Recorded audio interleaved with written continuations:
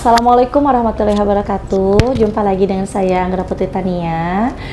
Untuk semua sahabat dan saudara-saudara saya yang dari jauh, yang ingin berkonsultasi dan pengobatan jarak jauh, bisa langsung daftar ke nomor yang ada di bawah ini. Buka setiap hari Senin sampai Sabtu dari mulai jam 9 sampai pukul 3 sore. Terima kasih. Assalamualaikum warahmatullahi wabarakatuh. Jumpa lagi dengan saya Anggra Putri Tania. Alhamdulillah, sekarang saya akan buka kembali praktek dan konsultasi yang langsung tatap muka di alamat yang baru yang ada di bawah ini. Dan bagi yang mau daftar, hubungi nomor yang ada di bawah ini. Dan mulai tanggal 13 Maret 2023, hari Senin, sampai hari Kamis, saya akan buka setiap pukul 2 siang sampai pukul 9 malam. Jadi bagi para sahabat IMP atau saudara-saudara saya yang ingin berkunjung, berobat, tinggal datang saja langsung ke alamat yang di bawah ini. Terima kasih.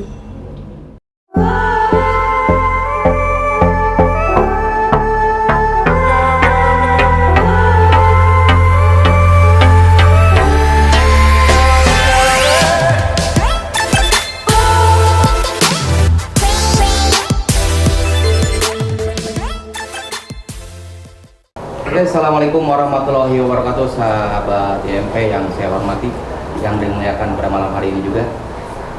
Pada malam hari ini kebetulan kita kedatangan tamu yang luar biasa dan istimewa.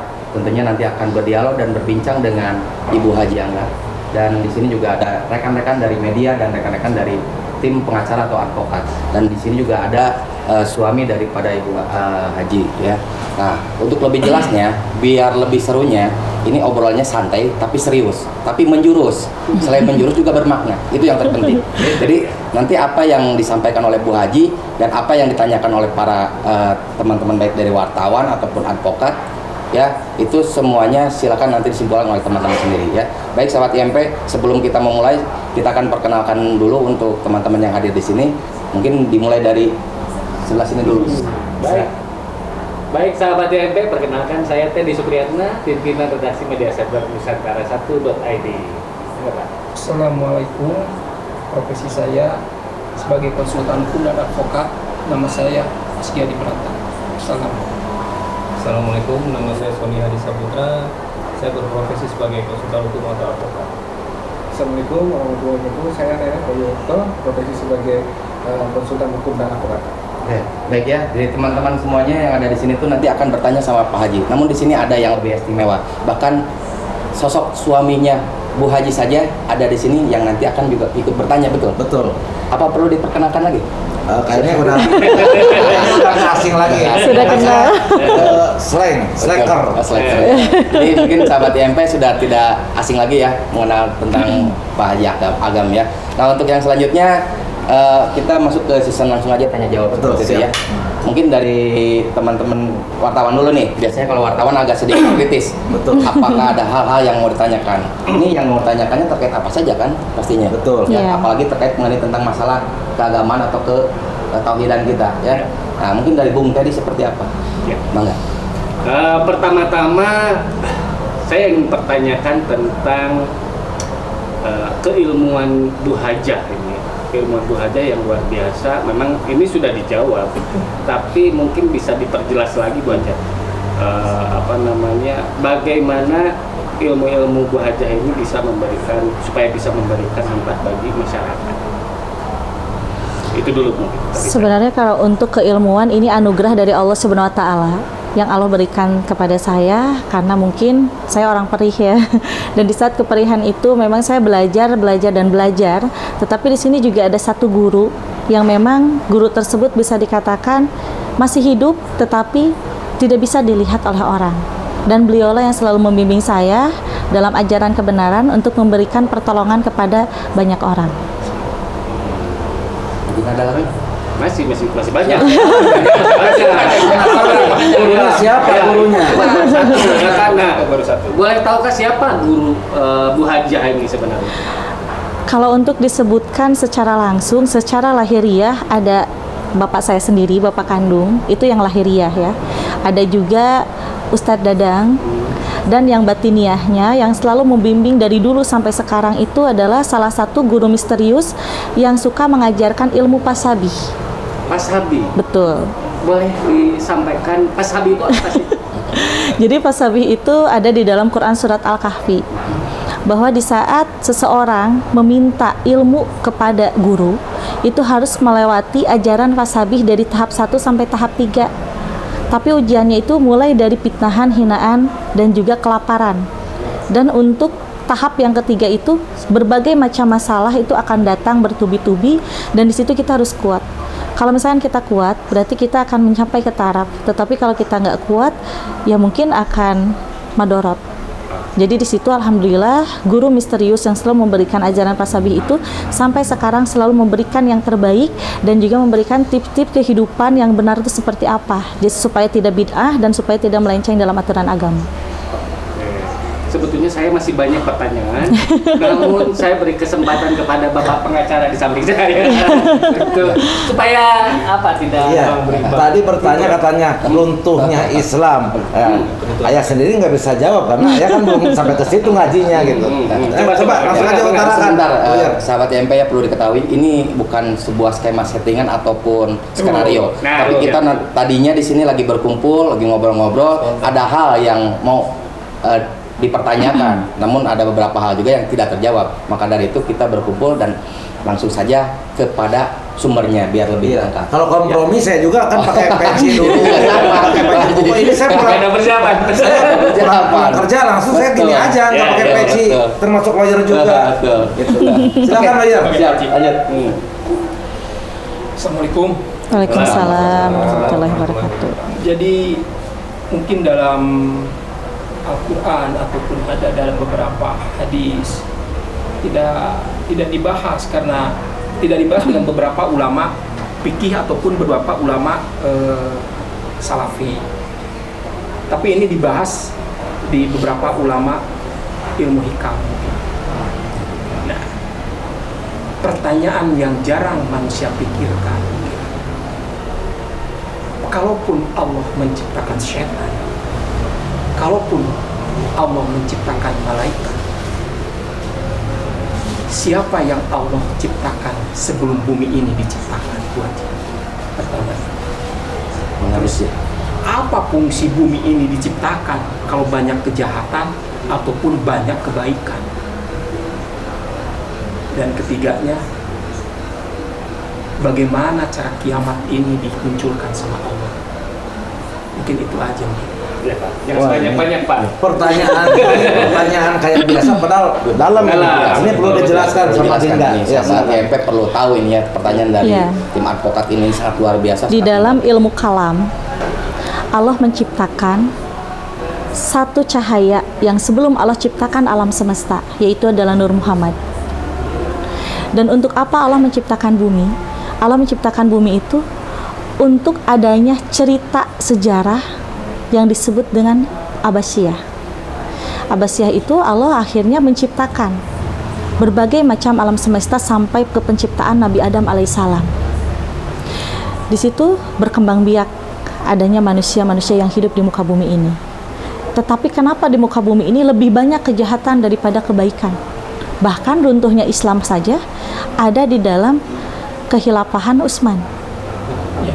Di dalam Bani Abbasiyah tahun 1218 itu runtuh pertamanya Islam oleh kaum apa? Oleh kaum musyrikah. Kaum musyrikah itu adalah masih keturunan Nabi Adam alaihissalam dari Bani Syam.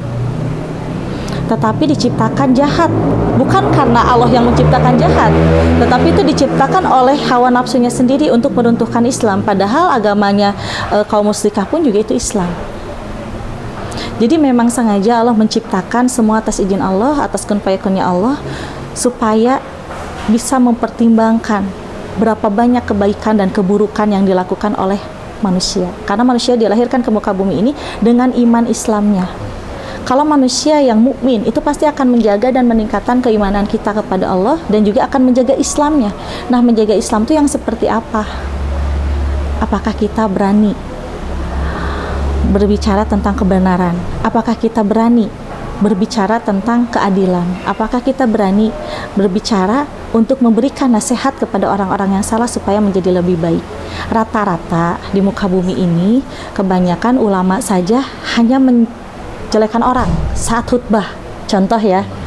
Nah, sedangkan ulama itu kan yang harusnya dijadikan panutan oleh umatnya, harusnya memberikan yang terbaik, tetapi selalu menjelek-jelekan atau menceritakan orang yang pada akhirnya bagaimana nih hukumnya bagi yang makmum? Apakah itu akan terbawa dosa? Jelas akan terbawa dosa kalau kita tetap mendengarkan. Lebih baik kita mendengarkan musik saat mendengarkan khutbah yang menjelekan orang daripada kita harus mendengarkan, karena akan kebawa dosanya. Nah, untuk hari kiamat yang akan Allah ciptakan, hari kiamat itu tiba kapan gitu kan, sesuai yang ada di dalam Quran surat Al-Qiyamah, bahwa kiamat itu jelas adanya bakal muncul di dunia, karena kiamat itu termasuk ke dalam rukun iman, yaitu yang goib, hal yang goib. Kiamat mungkin dari sekarang tinggal puluhan tahun saja, karena itu sudah tercantum juga di dalam Quran. Bahkan Nabi Muhammad SAW pun juga pernah bersabda bahwa kelak nanti hari kiamat akan tiba di abad ke-20. Sekarang udah 2023, hitungan puluhan tahun. Ya, sekarang udah abad 20. abad 20. Iya, abad 20. Betul. Berarti masih ada waktu nih, beberapa puluh tahun lagi kita yang masih hidup harus berlomba-lomba mencari kebaikan. Jadi kita kembali yang tadi Allah ciptakan, yang pertama adalah Nur Muhammad. Dan Nur Muhammad itu yang diberitahu oleh Allah Subhanahu wa taala akan terjadinya apa. Dari pertama Allah menciptakan lautan, Nur Muhammad sudah mengetahui. Dari pertama Allah menciptakan gunung, Nur Muhammad pun juga sudah mengetahui. Tetapi Nur Muhammad itu masih dalam genggaman Allah Subhanahu wa taala. Betul. Ya. Oh iya, begitu. Nah, tadi sangat menarik sekali apa yang diterangkan Bu Haji ini, bahwa Nur Muhammad itu diciptakan sebelum adanya Alam bumi, semesta. alam semesta ini. Dan isinya, apakah Lailatul Mahfud juga diciptakan sebelum Nur Muhammad, atau Muhammad the first one yang diciptakan pertama dari semua partikel bentuk gaib ataupun yang nyatanya? Begitu. Apakah itu bisa diterangkan dalam satu ayat ataupun yang hadis mengatakan bahwa segala sesuatu yang di muka bumi, di langit maupun di alam semesta ini yang diciptakan pertama Allah itu adalah Nur Muhammad? Gitu. Mungkin ada keterangannya atau apa? Iya, jelas ada keterangannya, karena itu dari kitab Bani Israel, bahwa yang namanya Nur Muhammad itu diciptakan pertama sebelum Allah menciptakan alam semesta. Dan adanya kitab Lauhul Mahfud itu siapa yang punya dan siapa yang menulis? Tidak mungkin kalau Allah Subhanahu wa taala yang menulis. Lalu siapa? Nur Muhammad lah yang menciptakan kitab Lauhul Mahfud atas izin Allah yang diberikan wahyu kepada malaikat Jibril alaihissalam. Jadi pertama tetap Nur Muhammad, keduanya adalah para malaikat, ketiganya adalah Lauhul Mahfud. Setelah itu baru alam semesta. Karena saat penciptaan Lauhul Mahfud itu tertulis semuanya apa yang akan terjadi di muka bumi ini. Bahkan untuk penciptaan manusia pun juga sudah tertulis di dalam kitab Lauhul Mahfud. Oke, satu pertanyaan lagi mungkin. Ya, boleh. Ini yang mengherankan, dimanapun di beberapa kitab yang saya baca, ya Rohim Allah itu melampaui segala-galanya, melampaui pahala yang kita suguhkan, amal-amalan yang kita kerjakan, melampaui ya Rohim itu. Tanpa ya Rohim mungkin kita bukan apa-apa. Tapi satu pertanyaan, satu kesalahan Nabi Adam alaihissalam dengan memakan buah khuldi, kenapa bisa diluncurkan di bumi, sedangkan ya Rohimnya Allah melebihi dari segala-galanya? Itu yang jadi pertanyaan. Di dalam hadis riwayat Imam Tabrani bahwa Nabi Adam alaihissalam kenapa diciptakan oleh Allah dengan memakan buah tersebut, itu adalah ujiannya yang memang sengaja Allah ciptakan. Apakah Nabi Adam alaihissalam itu kuat imannya atau tidak? Nabi Adam alaihissalam diciptakan oleh Allah dari tanah liat, nggak langsung menjadi Nabi Adam, tetapi dibuat dulu seperti boneka, ditidurkan selama 41 hari, ditiupkan ruh ke dalam ubun-ubunnya oleh Allah Subhanahu wa taala. Dan di saat proses pembuatan manusia, di situ Nabi Adam alaihissalam selalu didatangi mimpi.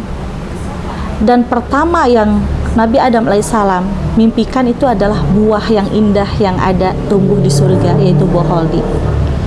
Dan di situ ada rasa lapar karena ruh sudah dimasukkan ke dalam tubuh Nabi Adam alaihissalam.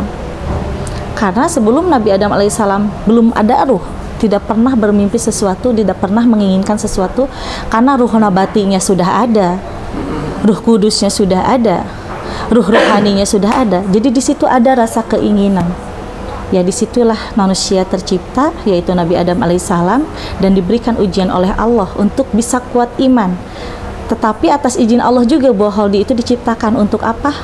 Agar banyak anak keturunan Nabi Adam alaihissalam, yaitu manusia yang tinggal di muka bumi ini berkembang biak, dan satu yang taat kepada Allah, dan ada juga yang menentang perintah Allah.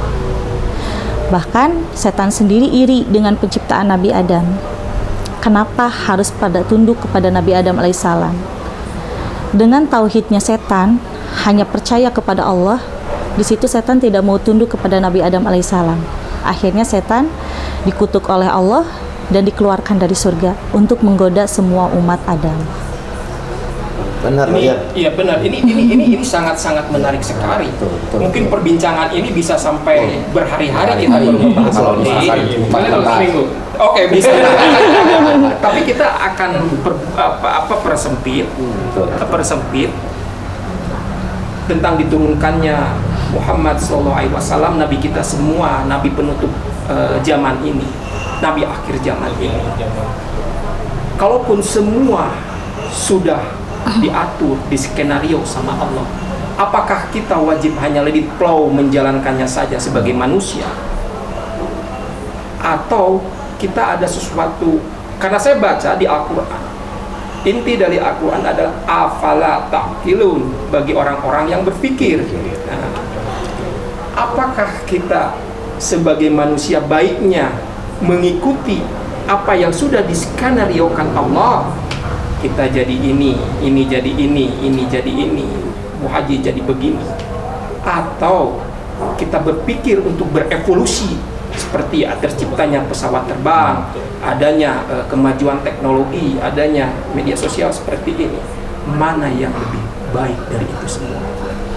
Yang lebih baik kita mengikuti anjuran yang ada di dalam Al-Quran, karena di dalam Al-Quran sudah lengkap semuanya, bahwa nanti kedepannya akan ada alat-alat canggih, akan ada zaman modern. Karena sebenarnya kalau kita kembali ke 2 juta tahun yang lalu, lebih modern daripada zaman sekarang.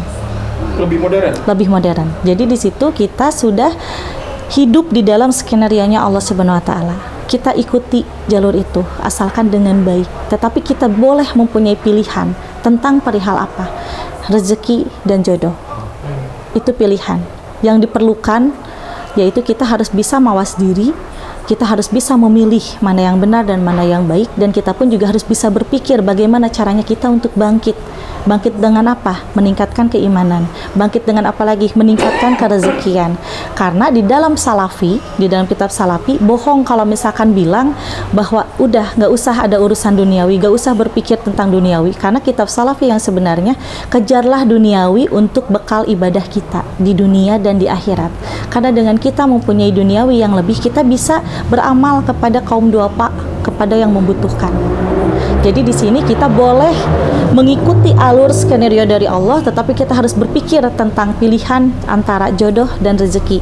Lalu kenapa dengan takdir gak boleh kita pilih? Karena takdir itu adalah kematian satu, hanya Allah yang mengetahui. Tetapi jodoh dan rezeki itu memang tercantum di dalam kitab Lauhul Mahfuz, tetapi bisa dirubah oleh keimanan kita. Jadi jodoh rezeki itu bisa kita pilih. Bisa kita pilih. Luna Maya pilih.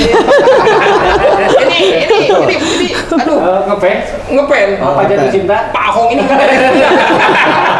Tapi Lawyer benar. Tadi Lawyer ngebahas tentang masalah rohmannya atau rohimnya Allah itu sangat luar biasa. Memang benar, saya juga jadi nyambung juga ingin bertanya kepada istri saya. Jangankan Allahnya, istri saya aja rohman rohim kepada saya. Contoh gini Lawyer, saya ini beberapa kali dibikin konten ya, Kang tadi. Kok Pak Haji ini kadang jadi ustadz, kadang jadi preman, kadang juga jadi gembel. Nah, sebenarnya itu tugas dari istri saya. Tugas yang paling terberat yaitu tahun-tahun ini saya harus main di tempat lokalisasi, coba melihat perempuan-perempuan di mata saya. Nah, kata istri saya gini, ayah bacakan di situ doa. Apa syahadat,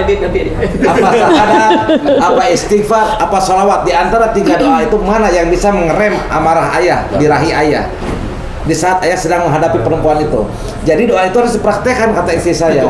Nah, setelah saya meyakinkan, dulu pernah saya yakinkan, oh ternyata doa yang ini yang bisa menyetop birahinya saya. Nah, saya hentikan dulu. Karena apa? Ya maaf, saya terus-terusan sekarang ini yang saya kejar ini lagi mencari keikhlasan, lagi belajar ikhlas. Sabar insya Allah. Kalau saya nggak sabar, saya banyak yang hina udah saya tonjok. Alhamdulillah.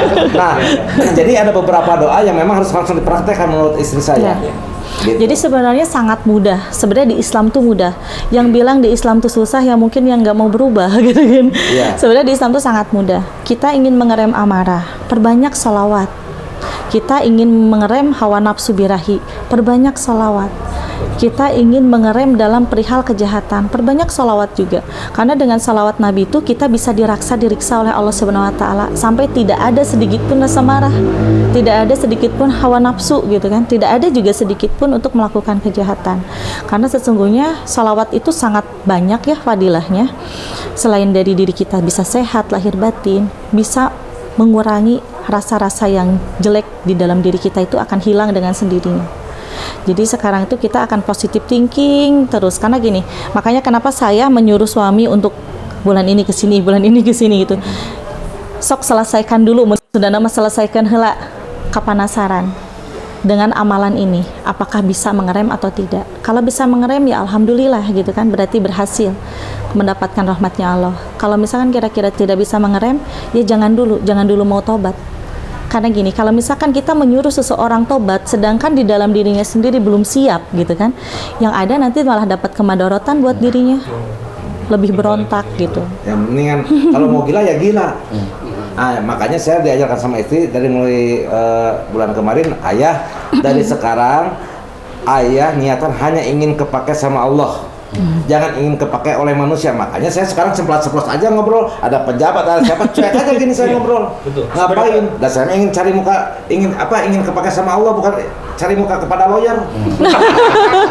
Sebenarnya ini ada beberapa pertanyaan tauhid, tapi mungkin ada orang yang sudah belajar, udah belajar tauhid, ma'rifatullah, udah belajar, ada yang dia ngikutin thariqat, ada yang masih di kelas-kelas fikih.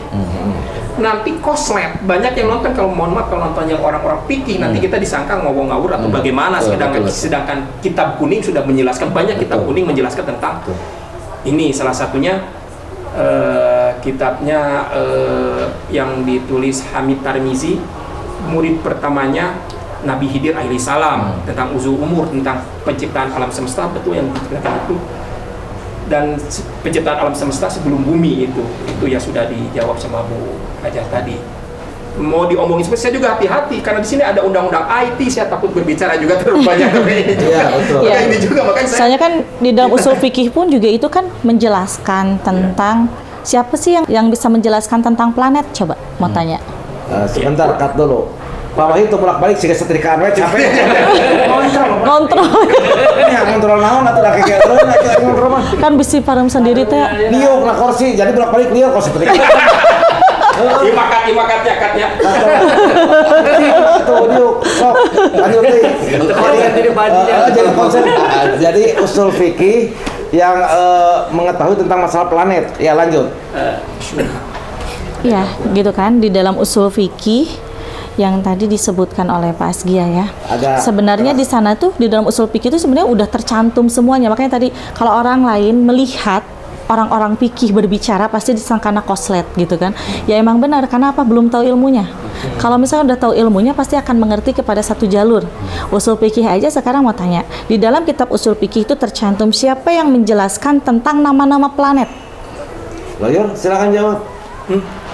Siapa yang menjelaskan nama-nama planet di kitab usul fikih? Waktu SD, guru SD. Saya ke SD. Di YouTube. Berarti pada intinya garis besarnya lawyer menjaga gengsi, nggak mau menjaga kata. Ya kan gini. Iya. Kenapa manusia dijadikan makhluk yang paling mulia oleh Allah? Karena di saat manusia diberi ruh oleh Allah, di situ manusia bisa berpikir dan bisa menerjemahkan satu persatu nama planet. Saat Allah menciptakan langit, planet sudah ada. Allah bertanya kepada malaikat, ini apa? Hanya untuk mengetes. Malaikat tidak bisa menjawab. Lalu Allah bertanya kepada setan, ini apa? Setan pun tidak bisa menjawab. Padahal hanya ngetes aja. Hanya ngetes saja. Lalu bertanya kepada hewan-hewan yang pertama diciptakan oleh Allah seperti kuda di surga. Bertanya itu apa? Tidak ada juga yang bisa menjawab. Disitulah dengan adanya ruh sudah full di dalam tubuh Nabi Adam alaihissalam. Disitulah Nabi Adam alaihissalam yang bisa menjelaskan bahwa ini Gemini, bahwa ini Aquarius, bahwa ini Virgo. Nabi Adam alaihissalam. Itu tercantum di dalam usul fikih tentang pemberdayaan hakikatnya Islam. Lawyer belum ke situ? Sudah di surat Asy-Syura ada. Ada di dalam Quran surat Asy-Syura ada, karena di situ kan adanya adanya yang disebut dengan bintang Syira. Iya. Gitu kan. Bintang Syira itu adalah bintang yang paling cantik, yang paling indah, yang dimana kita bisa menggambarkan surga saat kita melihat bintang Syira. Nah, jadi penasaran juga ini tadi lawyer bilang nggak tahu, ujung-ujungnya tahu ya. Nah, kalau boleh tuh Dinda kasih pertanyaan sama lawyer. Kan ini lawyer ini udah 6 bulan ini nggak mau ketemu kita, lagi benar-benar jadi kutu kitab. Sekarang buka kitab terus mempelajari semua kitab. Bahkan ada beberapa kitab yang memang dibeli langsung dari Yaman. Islam dibagi beberapa periode. Silakan lawyer. Ya, yang saya baca sekarang itu kajian dengan beberapa para ulama di pesantren juga di daerah Sukabumi, dibahas tentang kejatuhan Islam. Yang kita bahas pertama kejatuhan Islam itu, terus keduanya tanggal 3 Maret 1929 kejatuhan Islam Utsmani. Iya. Abad 19 ya. Abad 19. Pas 100 tahunnya kejatuhan Islam itu atau tahun 2024. Sedangkan di beberapa hadis Nabi tentang 100 tahun itu, bisa-bisakan saya tidak mau berbicara banyak, mungkin Ibu Haji lebih tahu. Yang kita inginkan dengan hadis Nabi yang akan terjadi 2024 ini ada apa? Itu saja untuk kejatuhan Islam per 100 tahun mulai tahun 2024. Islam dibagi 3 periode, dari mulai klasik, ukhuwah, dan juga mabit. Di dalam 3 periode itu jatuhnya pada 1218 saat kekhilafahan Utsman, dan jatuh lagi pada abad ke-19, yaitu pada zaman Bani Abbasiyah. 2024 itu akan jatuh pada zaman periode Rogo. Periode apa? Rogo. Karena itu akan jatuh di zaman 2024 itu tidak lebih dari zaman kekhilafahan Utsman. Berarti akan adanya huru-hara, fitnah sana sini, dan akan banyak rakyat yang memang merasakan kesulitan. Walaupun pemimpinnya nanti orang baik, pemimpinnya nanti juga bisa memberikan keringanan-keringanan bagi rakyat kecil, tetapi di situ akan ada satu orang yang menjadi provokator yang bisa menghancurkan segalanya. Ngeri juga lawyer. Tetapi dari Islam saja yang akan menjadi provokator, yang akan menghancur belahkan kepemimpinan nanti di 2024. Islam juga. Islam dari Islam. Chaos atau bagaimana, Bu? Sebenarnya udah dirancang dari kemarin-kemarin ya, bahwa nantinya akan ada seperti ini. Bahkan orangnya pun juga sekarang sudah warawiri juga di layar televisi. Yang nantinya akan bisa menghancurkan dan mencemarkan nama baik pemimpin kita di kemudian hari di tahun 2024. Intinya itu. Wah, kurang ajar sih itu. Itu kita lihat sih. Karena kan rakyat juga yang merasakan kepedihannya, lawyer. Nanti kalau seperti itu lawyer harus lebih diperkuat lagi. Nah, kayak kemarin kan ada bintang berekor ya.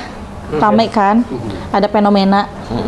Ya kemarin pas Ramadan yang awal-awal itu. Betul, bintang berekor. Sebenarnya itu kan banyak juga yang nanya, Teh itu sebenarnya pertanda apa gitu kan. Kalau misalnya kita lihat itu pertanda akan adanya huru-hara di muka bumi ini. Bukan hanya di Indonesia saja, tetapi ada di beberapa negara lain pun juga akan mendapatkan kekacauan, tapi khususnya negara Islam seperti Turki, Mesir, Indonesia, Eropa, Afrika. Di 2024 itu kembangnya akan muncul huru-hara yang terjadi, saling bakar, saling bunuh, saling menjelekkan satu sama lain. Ya. Tapi Dinda ini maaf ya, motong kalimat. Kalau ayah harap itu Dinda itu jangan terlalu membuka siapa diri Dinda. Karena apa? Maaf ya, jangankan zaman modern saat ini, zaman dulu aja Nabi Yusuf aja kan beberapa kali difitnah gara-gara bisa meramal, padahal bukan meramal itu langsung yang Allah berikan lewat malaikat Jibril petunjuk. Nggak beda halnya, nggak beda jauh sebenarnya dengan sekarang ini. Dulu aja dibilang sihir, dibilang dukun sesat. Apalagi di zaman saat modern ini, pasti Dinda akan dibilang nggak jauh beda dengan sejarah-sejarah yang ke belakang gitu.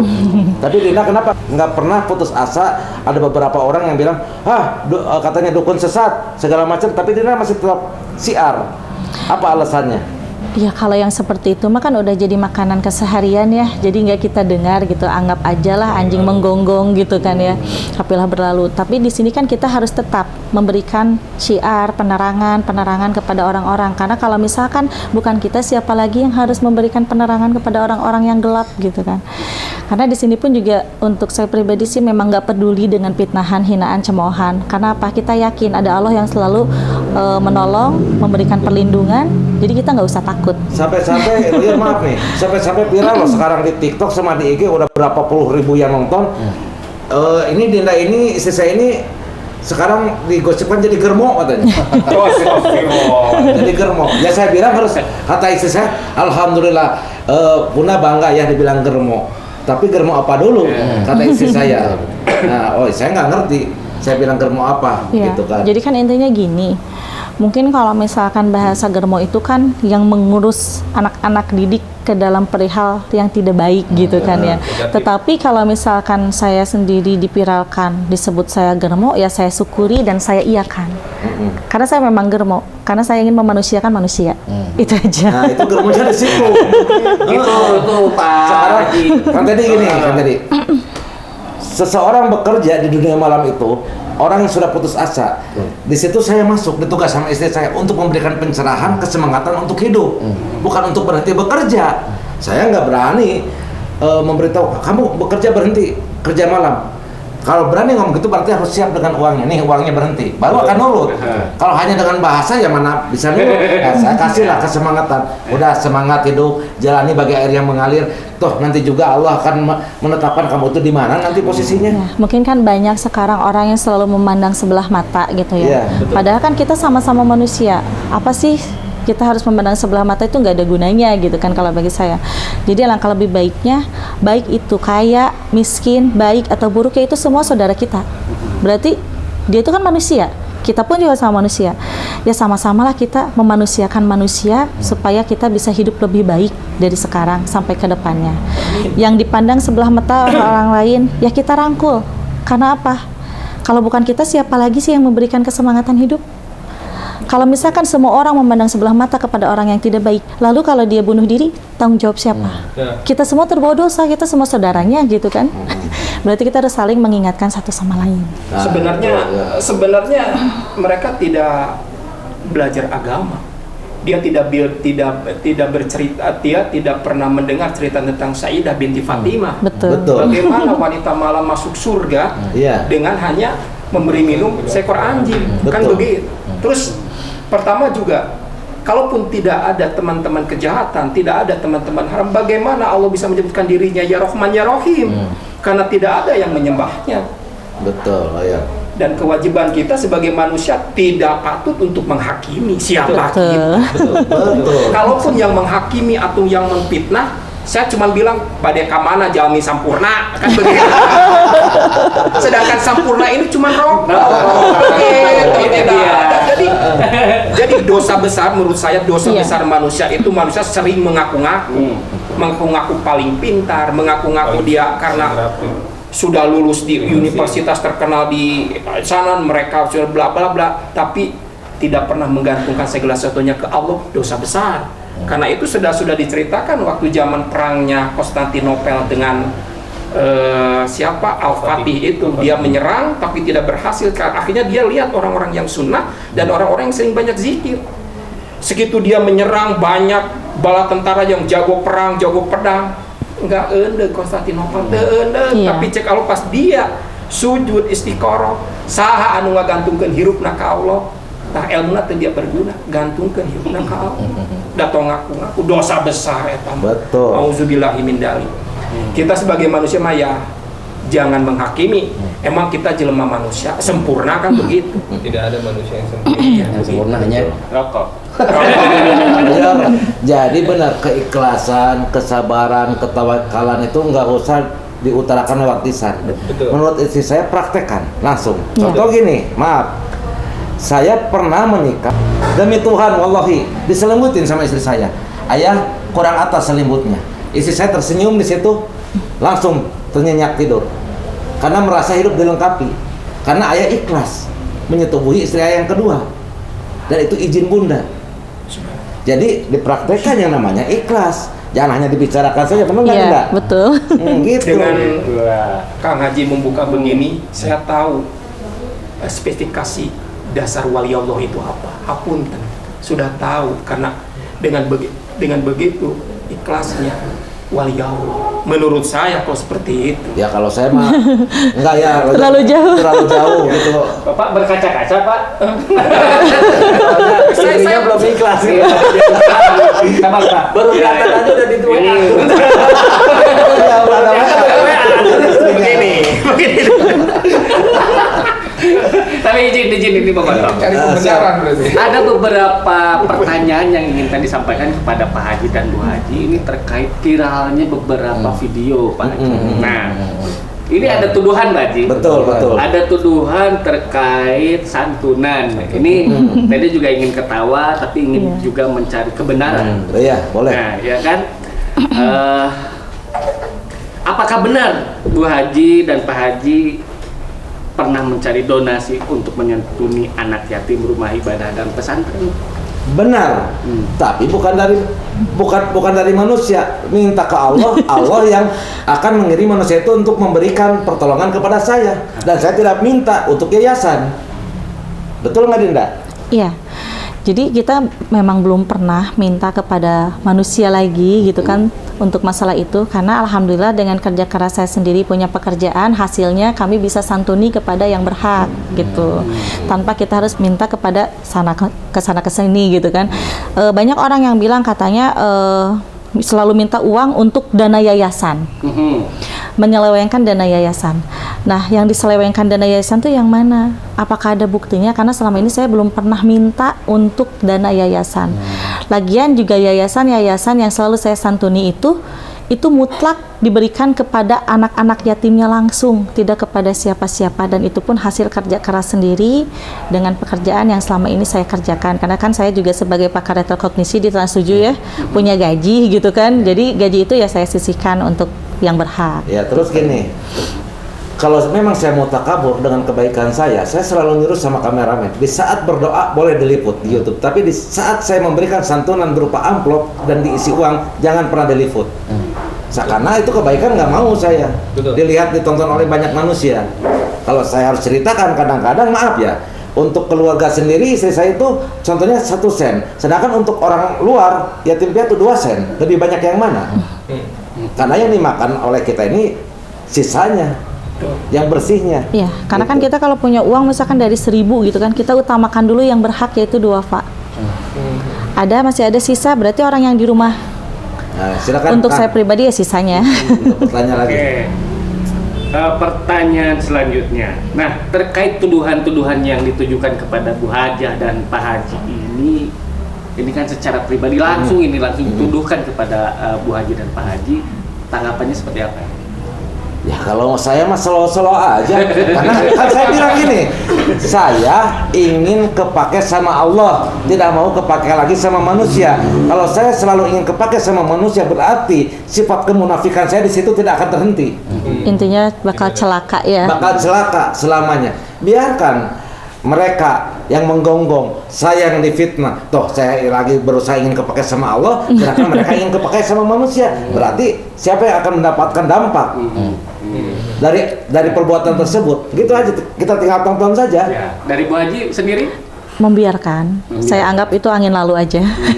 Ya katanya kan kekayaan Pak Haji ini dari hasil santunan-santunan tersebut. Nah, ini dia harus jadi apa ya? Jadi gini. Perhatian. ada seseorang yang berhasil dengan izin Allah, dia memberikan hadiah, kadang berupa mobil, kadang berupa motor. Nggak usah saya bicarakan itu minta tolong seperti apa sababiahnya. Yang jelas sebagian kendaraan ada yang dibeli, sebagian ada yang kredit, sebagian ada yang ngasih juga. Itu aja kalau saya mah. Ya maaf ya, saya juga punya usaha loh. Saya sebelum pindah ke Bandung ini udah 6 tahun ini saya berjalan, saya punya perusahaan sendiri. Nah, untuk lebih jauh nanti kita akan melihat apa saja Langsung tadi Ya. survei ke lapangan perusahaan saya ini seperti apa. Oke. Tadinya saya nggak mau membuka masalah usaha saya ini karena takut dibilang ria. Tapi apa boleh buat supaya orang yang memfitnah saya itu mengurangi dosanya kalau udah tahu oh ternyata usaha Pak Haji ini banyak uangnya ini, bukan hasil menyelewengkan dana-dana yang nggak jelas. Itu dia. Nah itu Tegas maksudnya. lagi. Betul. Baik, masih ada ini pertanyaan selanjutnya Pak Haji, Bu Haji. Pak Lawyer, mohon maaf. Oh ya, silakan. Pertanyaan ya. Nah, Pak ini biasa banyak pertanyaan. ya, itulah terkait karangan bunga, Pak Haji. Ini kan viral juga ini di dalam video. Oh iya, yang betul. lain juga Iya. pernah menyaksikan karangan bunga dari para pejabat, diantaranya ada Bapak Presiden, ada Ibu Megawati, ada Ibu Puan, ada lagi Kapolri, dan Betul. masih banyak lain termasuk Bapak Prabowo dan lain-lain. Di sini ada statement, apakah mereka mengenal Pak Haji dan Bu Haji? Nah, itu gampang, simpel jawabannya. Langsung aja datang tanya. Simpel kan? Ada yang ngirim. Tanya yang ngirim, Ya. bukan saya. Saya aja nggak berharap. Kok tiba-tiba banyak karangan bunga? Ya, Terus ya. gini, di saat karangan bunga itu ada ya di hajatan kita, kan kita masukkan juga ke YouTube tuh. Ya, ya. Mungkin kalau misalkan tidak saling mengenal, kita udah ditangkap oleh polisi ya. Iya kan itu disebarkan. Di YouTube Iya, itu kita kan ini. disebarkan juga gitu. Berarti cirinya dia itu orang-orang yang memberikan karangan bunga itu orang-orang yang peduli akan kebaikan dan menghormati Ya. sesama rakyat Indonesia. Betul. Nah itu. Kalau dibilang kenal ya kenal ya. Ya, iya. Kang Teddy juga pasti kenal sama beliau karena sering muncul di TV. Kenapa tadi juga sama? Itu yang bertanyakan itu cek orang Sunda mah oh gawe. Iya, ada kerja. Karena ini ada yang bagus, ungkapan ada yang statement dari beberapa ada videonya dan itu banyak sekali penonton. Makanya perlu tadi disampaikan ke Betul, Pak Haji betul, dan Bu betul. Haji untuk meluruskan Ya, Iya. kurang lebih kasih seperti lah itu. seperti itu. Dan masih ada lagi Pak Haji. Mohon bersabar. Berarti karangan bunga itu bukan karangan. Apa? Ya, Apa? berarti Kiriman. karangan bunga itu bukan karangan. Emang betul-betul kiriman. Emang betul-betul kiriman dari beliau-beliau. Nah, ini menggelitik juga Pak Haji. Jadi Udah ketawa dulu. ada sanggahan dari beberapa video tersebut bahwa Pak Haji ini kan sama Bu Haji sudah mempunyai gelar haji nih. Emang sejak kapan Pak Haji dan Bu Haji ke tanah Saya haji? sendiri Namanya aja bingung. Saya sendiri sama istri nggak pernah mengaku diri saya dan istri saya itu haji. Bingung. Nah, Karena itu apa? jawabannya. Ya. Haji itu gelar dari Allah. Betul.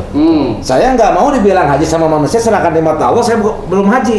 Ya hanya Allah yang tahu dengan manusia-manusia yang waktu itu menyaksikan keberangkatan saya dan istri saya berangkat ke tanah suci. Mau umroh, mau hajian, nah tinggal terserah yang ngomong. Hanya Allah yang tahu. Saya nggak mau punya gelar haji dari namanya oleh manusia. Saya nggak mau. Maaf. Saya lagi berusaha ingin kepake Allah, bukan ingin kepake manusia. Jadi ingin Allah sendiri yang memberikan makom terhadap kami ya. Iya, gitu. Oke, jadi Begitu ya jawaban dari beliau, Bu Haji dan Pak Haji. Betul. Masih ada lagi Pak Haji. Silakan. Seluruh pertanyaan saya jawab.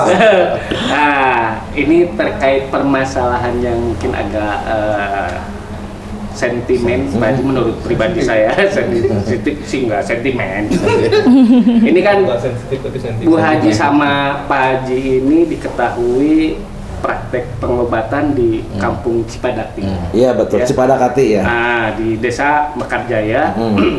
Nah, ini mempersoalkan masyarakat di sana terkait surat izin pengobatan dari Bu Haji dan Pak Haji. Bagaimana penjelasannya? Oh, kalau surat izin mungkin Dinda sendiri yang akan menjelaskan. Kita udah lengkap ya. Ya, legalitasnya. intinya udah lengkap legalitasnya ya, mulai dari surat keanggotaan, terus SKCK sama surat pakem dari kejaksaan. Jadi di sini pun juga sebenarnya kalau misalkan orang menilai kita meresahkan, nggak mungkin, karena orang-orang PCNU juga kita kenal ya. Betul. Kita kenal, dan alhamdulillah setelah ditelaah oleh beliau-beliau tidak ada yang menyimpang. Jadi sebenarnya aman sih kalau untuk masalah pengobatan. Iya, udah jelas.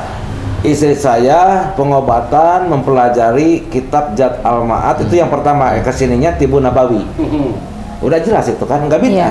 Ada gitu. Nah itu surat-surat legalitasnya itu pernah kalau nggak salah ditayangkan di YouTube juga Iya. waktu Pernah ya? 2 bulan yang lalu, 3 bulan yang lalu lah, udah lama gitu. Nah jadi kalau saya mah gini menghadapi mereka itu, udahlah nyantai aja, Nabi Isa aja dulu. Wah luar biasa perjuangannya. Saya bukan ingin menyampaikan dengan Nabi Isa, tapi saya melihat Iya. contoh. Cuman kita Gitu. jadi gimana ya, punya rasa tersendiri gitu ya, punya rasa kebahagiaan tersendiri dengan adanya fitnahan, hinaan gitu kan. Bahagia. Sangat bahagia, sangat bahagianya itu jadi seperti ada kesemangatan hidup lagi gitu. Semangatnya apa? Kita bisa lebih mendekatkan diri kepada Allah.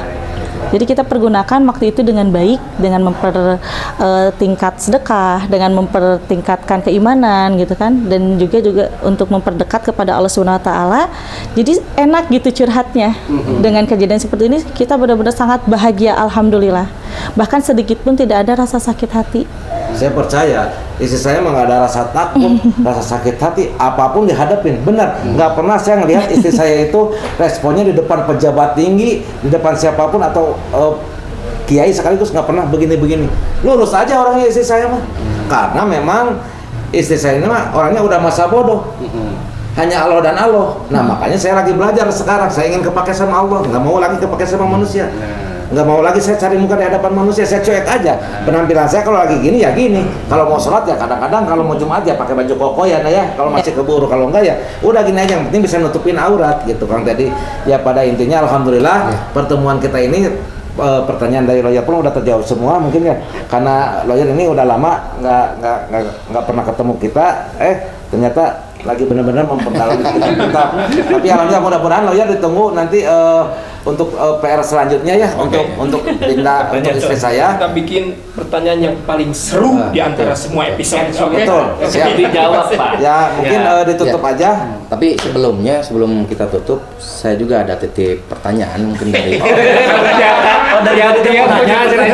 pertanyaan. Pertanyaannya simpel tapi nyeleneh gitu. Ya. Nah, tadi membahas mengenai tentang masalah Nabi Adam. Kan bahwasannya Nabi Adam itu ditempatkan di surga karena ada istilah ujian, maka ada buah khuldi tadi kan. Betul. Nah, pertanyaan saya, ketika manusia diturunkan ke muka bumi, itu sebuah anugerah atau musibah? Itu jelas anugerah sesuai yang ada di dalam kitab Maslihah Bil Islamiyah. Anugerah karena sampai sekarang jadi banyak kan umat manusia yang memang lebih banyak menyembah kepada Allah Subhanahu Wa Taala, yaitu dengan cara sembahyang sholat. Berarti kalau misalkan tadi disebutkan anugerah, berarti ketika umat manusia ini berada di surga sana, apakah tidak lagi beribadah atau seperti apa? Yang di surga tetap beribadah, karena yang di surga itu adalah nabi-nabi Allah. Belum ada manusia yang masuk ke surga sampai saat ini, Tuh. karena semua juga masih dalam alam baka. Manusia selain Nabi gitu aja ya. Ya, manusia selain nabi, karena kan yang ada di surga hanya nabi-nabi Allah aja. Iya, Manusia sampai sekarang belum ada yang masuk surga dan neraka. betul. Oh, belum ada. Belum ada. Belum ada. Karena sesungguhnya manusia-manusia yang akan dipertanggungjawabkan antara iman baik dan buruknya itu nanti saat hari kiamat tiba. Iya. Perjalanan panjang. Jadi perjalanan masih panjang. Musyahadoh. Masyahado, buruk, gitu kan. Betul. Berarti kalau misalkan merujuk kepada evolusi, kita berasal dari surga. Apakah mungkin bahwa manusia itu akan kembali semuanya ke surga? Semua akan kembali ke surga yang membawa keimanan yang baik, yaitu orang-orang mukmin. Tetapi surga dan neraka pun juga tidak berlaku hanya untuk orang Islam saja, tetapi berlaku untuk semua agama. Yang ditilai oleh Allah hanyalah satu, yaitu akhlak. Nah itu Lebih menarik lagi. betul. Akhlak nomor satu. Emang pertanyaannya nyeleneh, pertanyaannya nyeleneh, tapi harus kita tahu juga kan. Betul. Kadang kan banyak pertanyaan. Berarti tuh Iya. kita hidup di dunia teh musibah tuh. Dah kudu nama di surga kan gitu. Iya. Yang jelas ya anugerah, karena Anugerah, ya. kita hidup di dunia ini banyak sekali kenikmatan-kenikmatan yang kita rasa. Betul. Sedangkan di surga hanya ada kebahagiaan saja. Ya iya namanya alam ruh mau nikmat gimana? Ruh yang menikmati itu adanya ruh dengan raga bersatu. Yang makan nasi bukan ruh tapi raga kan. Di sana alam ruh ya mau nikmat gimana? Di sana disediakan 40 bidadari tenang. Nah, Bidadari tenang. istri kita sendiri. Ingat kata Pak Haji, walaupun disediakan 40 bidadari, yang merasakan kan jasanya, Pak Haji. Ya iya. Kalau percuma. kita lu aja nggak merasakan. Cuman kebahagiaan kita kebahagiaan. yang bisa menutupi kenikmatan. Kadang kebahagiaan di alam manusia orang itu juga kalah. salah persepsi. Betul. Katanya enak di surga ditemenin para bidadari. Bidadari itunya muhrim nggak? Mau tanya. Muhrim nggak? Siapa yang menikahkan? Nabi Adam aja dinikahkan. sama Saksinya Ibu Siti ada. Hawa. Saksinya ada. Kan di dunia sudah lolos ujian. Salah. Oh ya, makanya ikutin jejak saya. 18 punya istri. Ikutin. Lawyer, Tapi yang- bidadari nanti bisa. Tapi yang Itu akan masih menjadi kurang, Pak Haji. bidadari itu satu. Oh, bisa. Contoh, misalkan suami istri nih, si suami punya istri 2 atau 3 atau 4 gitu kan. Nah nanti yang akan menemani di surga nanti itu siapa bidadarinya di antara keempat tersebut? Allah yang memilih dan malaikat Jibril alaihissalam yang memberikan. Hanya satu saja. Oh, berarti salah. jangan ikutin saya, jangan. Salah, saya salah. Saya kena hisab. Kena Hari hisab. pun ada 30, Nah, Pak. 40 bidadari yang melayani orang masuk surga itu bukan berarti bidadari surgawi yaitu istri sendiri, bukan. Tapi itu adalah pelayan-pelayan cantik yang selalu menghidangkan apa yang kita inginkan. Sekan Gitu. di muslimah. Di dunia iya surga atuh banyak. Iya banyak. Dia lagi. Dia lagi. Saya bertanya gini kan tadi kan Bu Haja kan bilang misalkan orang nikah 4 kali. Nah, istri yang mana yang dipilihkan oleh Allah gitu kan? Betul. Kalau pas sudah dipilihkan yang misalkan istri yang kedua, hari si suaminya tuh pasti surga, saya maunya istri yang ketiga. Nah itu bisa pilih tuh gitu. Gak bisa. Karena semua atas izin Allah dipilih yang mempunyai ketulusan hati dan keimanan. Sesuai yang kita inginkan juga. Enggak. Ya, oh enggak. Ya enggak loh.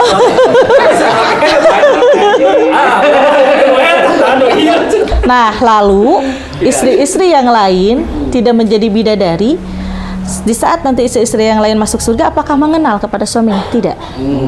Tidak akan mengenal. Tetapi yang menemani nantinya adalah anak yang soleh. Oh, anak-anak kita ya. Gitu. Berarti benar. Perbanyak anak. Jangan. Oke, statement terakhir dari Bu Haji tadi meminta apa ya, arahan mungkin menjelang 2024 ini bagaimana sikap umat muslim seharusnya? Utamanya kita harus benar-benar mempunyai keimanan yang tinggi sih. Jangan mudah terprovokator ya. Karena kalau misalkan kita mudah terprovokator, yang ada nanti kedepannya akan semakin runyam. Jadi persiapan dari sekarang untuk semua, khususnya yang beragama Islam, itu kita harus bisa mempelajari sedikit atau seperempatnya di dalam kitab usul fikih bab ketatanegaraan, supaya di situ kita tidak tertipu daya dengan isu-isu yang akan mencuat nanti. Oke, siap. Ya, cukup ya. Paling cukup. Oke, sebelum kita tutup semuanya, tadi kan sudah diutarakan baik dari rekan-rekan wartawan ataupun rekan-rekan lawyer atau advokat dari Pak Haji sendiri. Mungkin closingnya seperti apa nih Bu Haji dari berbagai pertanyaan tadi? Mungkin ada closing atau misalkan ada Benang merah. istilahnya Kesimpulan. kesimpulan atau misalkan ada apa amanat buat kita-kita yang ada di sini. Jadi intinya seperti ini untuk sahabat IMP dan untuk semua yang ada di sini, boleh kita percaya dengan apa yang kita sampaikan, tetap hakikat kepada Allah Subhanahu Wa Taala. Tetapi apa yang tadi kita sampaikan menurut penerawangan itu yang belum tentu terjadi ya. Tapi itu hanya pandangan saja untuk memberikan nasihat kepada semua orang agar bisa berwaspada.